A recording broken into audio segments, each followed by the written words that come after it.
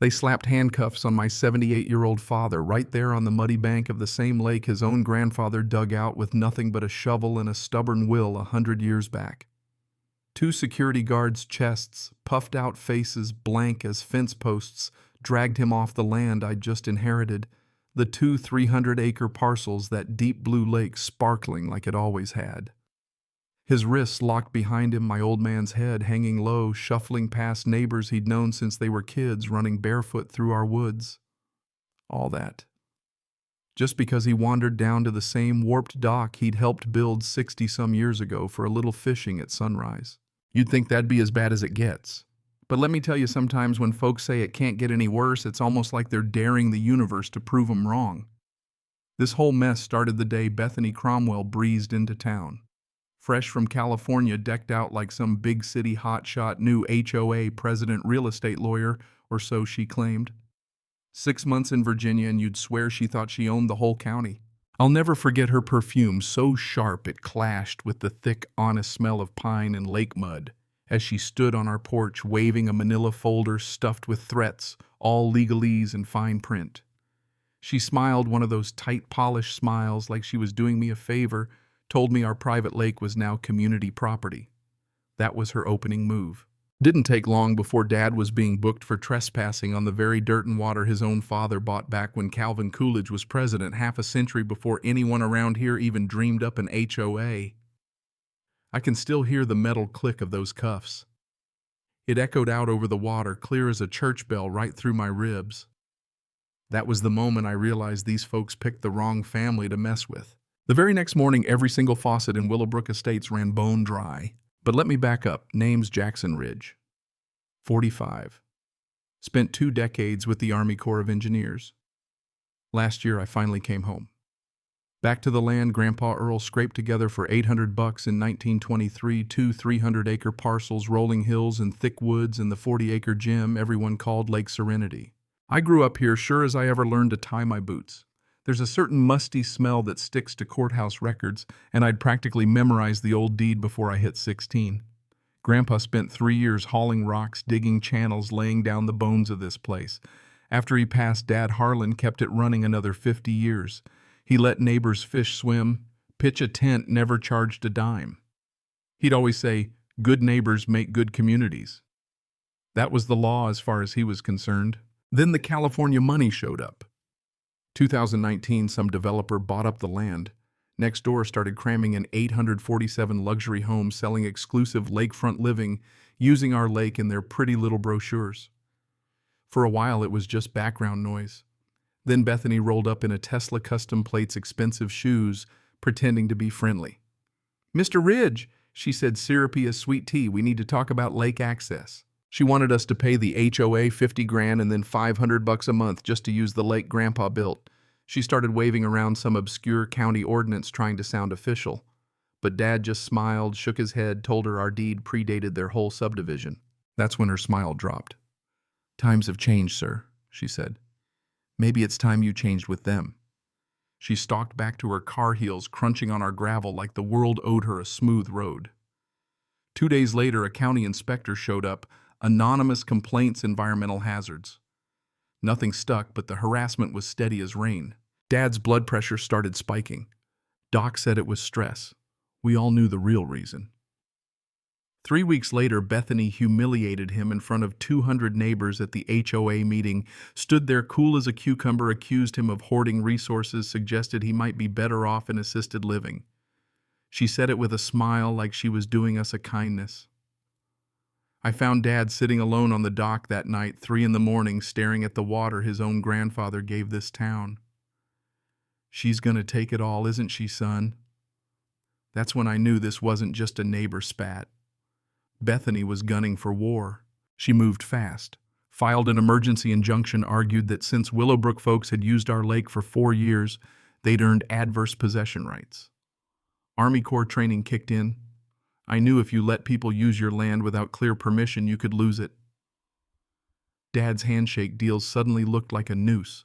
3 days after that, she brought in a surveyor guy, looked shadier than a hollow tree, hammered new stakes along our shoreline, claimed the lake was now community easement.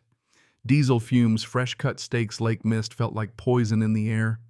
They skipped over the natural springs feeding our lake. Any half-competent engineer would have caught it. But accuracy wasn't the point. Bethany wanted ammo, and he wanted. Then came the circus. Bethany hosted a press conference right on our beach. TV cameras everywhere. She painted Dad as some hoarder, made it look like we were denying water to little kids. The nerve, like a burglar giving a speech in your living room. Now here's where it flips. While I was combing county records, I overheard Bethany hissing on her phone behind her Tesla. The environmental angle isn't working fast enough. I need that lake drained and prepped for construction by spring. The old man's practically dead anyway. Just need to speed things up, maybe more regulatory pressure. My blood ran cold. This wasn't about community. Bethany was lining her pockets with developer money.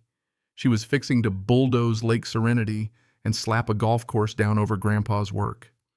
She wanted Dad gone one way or another, death by paperwork, not argument. That's when I saw it clear as daylight. This was murder by bureaucracy. But here's what she didn't know. Our lake is gravity-fed by an underground web of springs Grandpa engineered a lifetime ago. Those springs also fill every single well in Willowbrook. If she cut us off, she'd cut off her own water within hours. Grandpa's work ran a whole lot deeper than Bethany's threats. That night, Dad and I walked the property, flashlights swinging over the old stone channels. "Your grandfather was a genius," I said. Dad finally cracked a smile, first one in weeks. "Water flows to those who understand it, son." Maybe it's time Bethany learned that lesson. Next morning, Bethany tried to have our land seized by eminent domain, bribed the county assessor for some bogus public hazard report. Every fake document she filed became evidence for our countersuit. She was building her own coffin, one forged paper at a time. "Old man," I told Dad, pouring him coffee while the lake gleamed outside. "Let's remind Miss Cromwell where her water comes from. Sometimes the best revenge is just turning off the tap."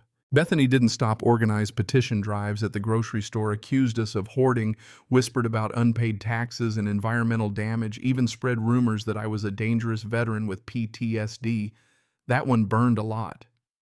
After 20 years serving my country, some city lawyer was painting me as a threat just because I wouldn't hand over my home. But you know what? Karma has a way of showing up.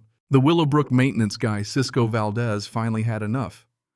Over burnt coffee at Murphy's Diner, he told me how Bethany bullied residents with threats of $15,000 fines, sent fake violation notices, mailbox too short, garden gnome in the wrong spot, chalk drawings on the sidewalk just to scare people silent. Then Cisco dropped the bomb. Turns out Bethany's mortgage company was the same one pushing the golf course deal. Old developer trick: use the HOA to force folks out, then sell the land high. City council meeting came.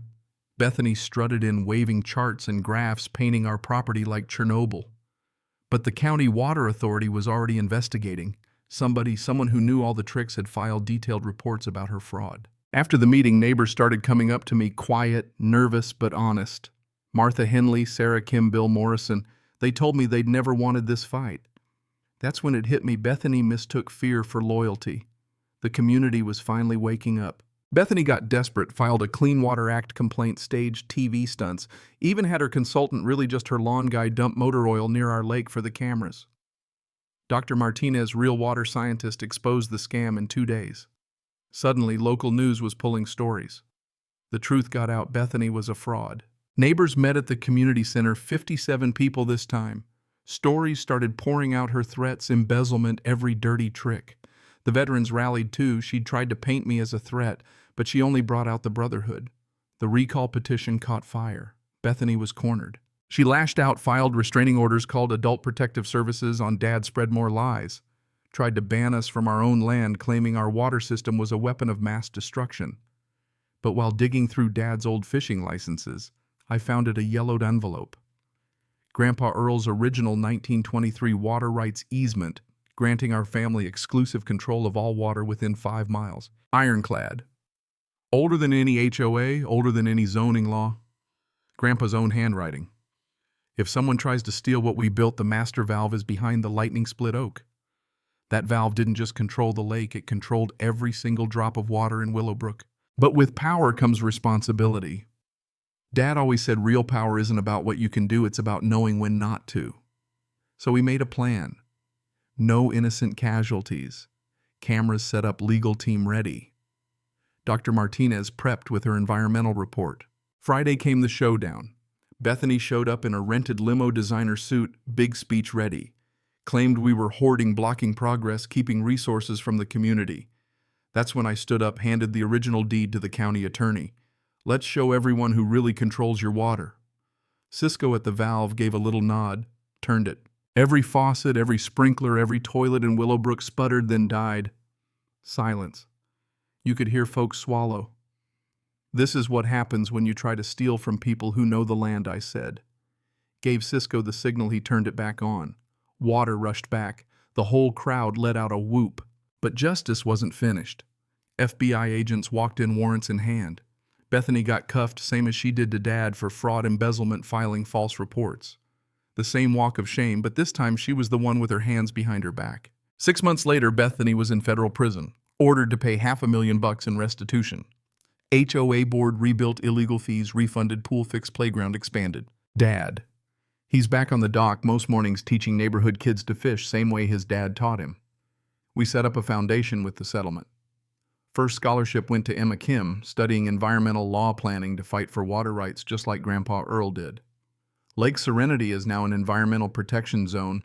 Tourists flock and families gather for Lake Day festivals, celebrating the water that outlasted all that greed. I'm running for county commissioner now, standing up for folks who face bullies hiding behind HOA boards. Our story's out there. New laws, new lawsuits, new defenses. Every sunset over Lake Serenity reminds me sometimes you fight not just for yourself, but for everybody coming after. What sticks with me, Bethany thought the rules didn't apply to her. Thought she could just wear us down. But she never understood mess with people who really know the land, and you're in for a rude awakening. Makes you wonder, doesn't it? Where's the line between power and justice? So let me ask, have you ever had to stand up to a bully who thought the rules didn't apply to them? Drop your story below. If you still believe justice ought to mean something, tell me what you'd have done if you were in my boots.